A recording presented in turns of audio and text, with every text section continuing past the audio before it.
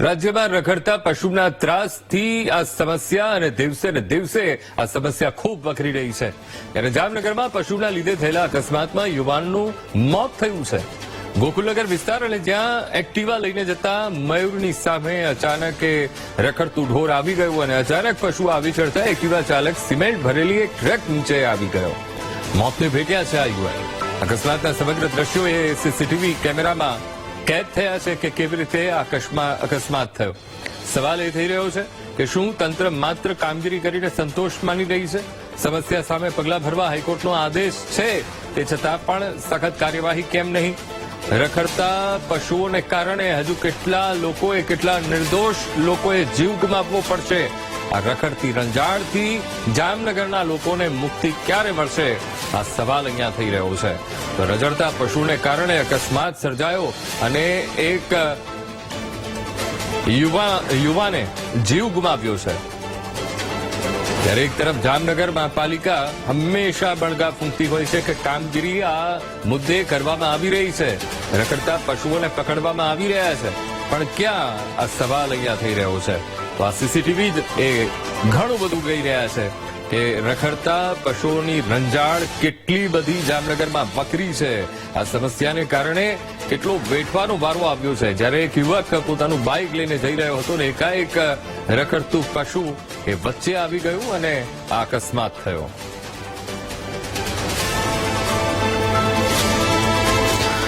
તો પૂર્વ વિરોધ પક્ષના નેતા આનંદ ગોહિલ આપણી સાથે ફોનલાઈન પર જોડાઈ ગયા છે. આનંદભાઈ, ગોકુલનગર વિસ્તારની આ ઘટના છે, સીસીટીવી પણ સામે આવ્યા છે. રખડતા ઢોરને કારણે એક વ્યક્તિએ જીવ ગુમાવવાનો વારો આવ્યો છે. એક પરિવાર અત્યારે દુઃખની ગર્તામાં એ ધકેલાઈ ગયો છે. આવા કેટલા જામનગરમાં ઘટનાઓ બનતી હશે અને જામનગર મહાપાલિકા એક કામગીરી કેમ નથી કરતું? આ સવાલ અહીંયા થઈ રહ્યો છે. આનંદભાઈ. આનંદ રાઠોડ, પૂર્વ વિપક્ષ નેતા હું બોલું છું. હાજી. પણ મારે આપને જણાવવાનું છે કે ઢોરનો ત્રાસ રહ્યો જામનગર રહ્યું ને એ માનો ને કે એક મહાનગરપાલિકાના તંત્રની બેદરકારીનું એક મોટામાં મોટું કદાચ કયો ને તો એક રૂપ કહેવાય. કારણ કે એક નાના બાળકોથી માંડીને ગર્ભવતી બહેનોથી માંડીને વૃદ્ધો સુધીના આ ઢોરના ત્રાસથી શિકાર બનેલા છે.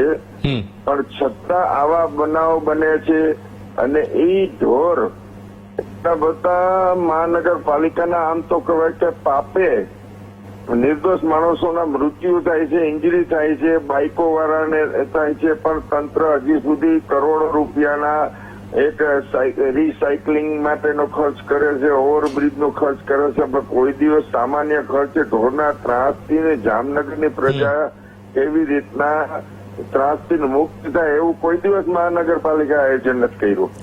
ઓકે આનંદભાઈ, આપ અમારી સાથે જોડાયેલા રહેજો. નિલેશ કગથરા છે, જેએમસી સ્ટેન્ડિંગ કમિટીના ચેરમેન, તેઓ પણ આપણી સાથે જોડાઈ ગયા છે.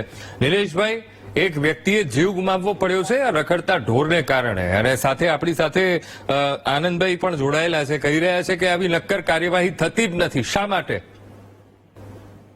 જામનગર મહાનગરપાલિકા દ્વારા એક પશુ નિયંત્રણની પોલિસી છે એની અમલવારી ચાલુ કરી દીધી છે. જામનગર શહેરમાંથી જે પશુપાલકો છે તેને જામનગર કોર્પોરેશનની હદની બહાર એને એના પશુઓ ટ્રાન્સફર કરવાની સૂચના આપી દીધેલ છે.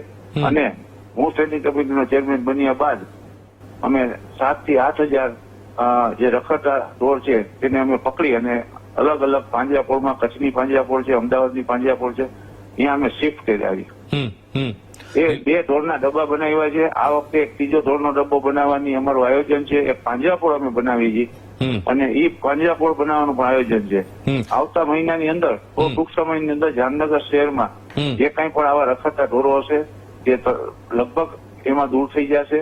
તે ઉપરાંત અમે અત્યારે જે રખડતા ઢોર છે તે જે અમે પકડી છીએ અમારા દ્વારા, જે પકડવામાં આવે છે તે અમે પકડ્યા બાદ છોડતા નથી અને તેને અમે અહીંથી જે સારી કચ્છની અંદર પાંજરાપોળ છે કે જે પશુઓની સારી માવજત રહે છે એ પાંજરાપોળની અમારા દ્વારા પદાધિકારી અને અધિકારી દ્વારા એ પાંજરાપોળની મુલાકાત લઈ અને અહીંયા અમે જોયું કે અહીંયા અમારા દ્વારા જે પશુઓ મોકલવામાં આવશે તેને કોઈ જાતની પીડા નહીં થાય, એટલે એ પાંજરાપોળમાં અમે અહીંથી ઢોરને ટ્રાન્સફર કરી દીધું. નિલેશભાઈ, જામનગરના જે અલગ અલગ વિસ્તારો છે એનું કોઈ લિસ્ટ તૈયાર કરવામાં આવ્યું છે કે આ એવા વિસ્તારો છે કે જ્યાં રખડતા ઢોરની રંજાડ ખૂબ જ રહેતી હોય છે, તો એવું કોઈ લિસ્ટ અને એગ્રેસિવલી જવું પડશે નિલેશભાઈ આ દિશામાં? એકદમ એગ્રેસિવલી થાય છે. અમે પશુપાલકો દ્વારા પશુપાલકોની સાથે રેગ્યુલર ટચમાં છીએ. તેમને અમે આ રવિવાર સુધીનો સમય આપ્યો છે. આજે સવારે પણ જે ઘાસ વિક્રેતાઓ છે તેની ઉપર પણ મહાનગરપાલિકાના તંત્ર દ્વારા એમને પકડવામાં આવ્યા છે. અમે રોજનું આજે જ અમે 10 ટન જે ઘાસ છે કે જે જાહેરમાં વેચાણ કરે છે તે અમે જપ્ત કર્યું છે. અને આવા જી આનંદભાઈ પણ જોડાયેલા છે. આનંદભાઈ, શું કહેશો? નિલેશભાઈ તો કહી રહ્યા છે કે ભાઈ કામગીરી અમે કરી રહ્યા છીએ અને એગ્રેસિવલી એ દિશામાં જઈ રહ્યા છીએ. નિલેશભાઈ અમારા ચેરમેન છે, પણ હવે તો શું છે કે ચેરમેન 2.5 વર્ષનું પદ હોય છે, પણ આવા કેટલાય ચેરમેનો આવ્યા ગયા. જામનગર શહેરના ઢોરના ત્રાસથી હજી સુધી કોઈ પબ્લિકને મુક્તિ નથી મળી ને ઢોરનો ત્રાસ એટલો બધો છે. હું માનનીય ચેરમેન શ્રીના જેને વાતે દોરાવું કે આપના જ કાર્યકર ચેરમેન દરમિયાન 3 મૃત્યુ થયા. ઢોરમાં 2 ને ગંભીર ઇન્જરી થઈ વ્યક્તિઓને વીટીવી. અને સાથે સાથે હું ચેરમેન સાહેબનો પણ આભાર માનું છું કે આયોજન કરે છે, પણ ચેરમેન સાહેબ આયોજન કરે પણ એની અમલવારી કાયદેસરની થાય એવો હું એમની પાસે એક પૂર્વ વિપક્ષ નેતા તરીકે હું એક એમના પાસે બાંયધરી લેવા માંગુ છું કે થઈ જતું હોય તો જામનગરના નિર્દોષ માણસનું મૃત્યુ ન થાય. નિલેશભાઈ, શું કહેશો આમાં? કારણ કે કહી તો રહ્યા છે, સ્વીકારી પણ રહ્યા છે કે ચલો તમે કામગીરી તો કરી રહ્યા છો, પણ એક્ઝિક્યુશન કેવું થાય છે એનું પણ તમારે ચોક્કસથી ધ્યાન રાખવું પડશે. નિલેશભાઈ, ગઈકાલે જ અમારા પદાધિકારીની માનનીય મુખ્યમંત્રીશ્રી સાથેની મુલાકાત હતી અને તેની અંદર મુખ્યમંત્રી સાહેબે પણ એક જ સંવેદનતાથી એમને કીધું કે કોઈ પણ પશુને જે તકલીફ ના પડે એના અને જામનગર શહેરમાં વસતા દરેક નાગરિકને જેમાં ધરતી ઉપર મનુષ્યને રહેવાનો જે અધિકાર છે તેમ પશુને પણ રહેવાનો અધિકાર છે. એક તમને વાત કરું, આપણને દૂધ જોઈ છે પણ ગાય નથી જોતી. એ ખૂબ જ દુઃખની વાત છે, પણ તેમ છતાં પણ તંત્ર દ્વારા આમાં અમે સનિષ્ઠ પ્રયાસ કરી છીએ અને કોઈ પણ જાતના પશુને પણ તકલીફ ના પડે. રંજાડની વાત છે, આ રખડતા રંજાડની વાત છે. કારણ કે સિટીનું જે મોડેલ છે, આંકડા સાથે વાત કરું છું કે અમારા જામનગર મહાનગરપાલિકા દ્વારા છેલ્લા વર્ષોની અંદર અમે કેટલા પશુઓને પકડ્યા છે અને પકડ્યા બાદ અમે પશુને છોડતા નથી. સિવાય કે જે પશુ હોય એ દૂધની હોય અને એના વાછડાને એને દૂધ પીવડાવવાનું હોય અને ઈ જે પશુ માલિક દ્વારા અમને વિનંતી કરવામાં આવે છે ત્યારે અમે 5,000 રૂપિયા જેવો દંડ લઈ અને અમે આ પશુને મુક્ત કરી છીએ. કારણ કે અમે એના જે વાછડા હોય એને દૂધ પીવડાવવું પડે એ આપણે પણ સમજી શકીએ છીએ, એટલે એ પશુને મૂકી છીએ. બાકી એક પણ પશુને પકડ્યા બાદ અમે છોડતા નથી.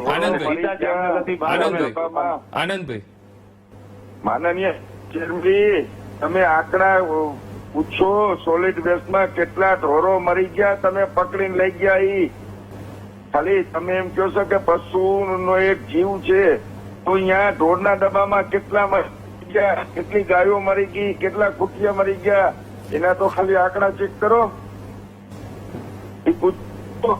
ઓકે નિલેશભાઈ, હવે જ્યારે મેગા સિટીમાં પણ આ પ્રકારની સમસ્યાઓ હતી અને સમસ્યાઓ તરફ એગ્રેસિવલી એ સ્થાનિક તંત્રએ કાર્યવાહી કરી અને અત્યારે સારા રિઝલ્ટ, સારા પરિણામો અત્યારે દેખાઈ પણ રહ્યા છે, તો શું એ મોડેલથી જામનગર તંત્ર કામ કરી રહ્યું છે કે નથી કરી રહ્યું?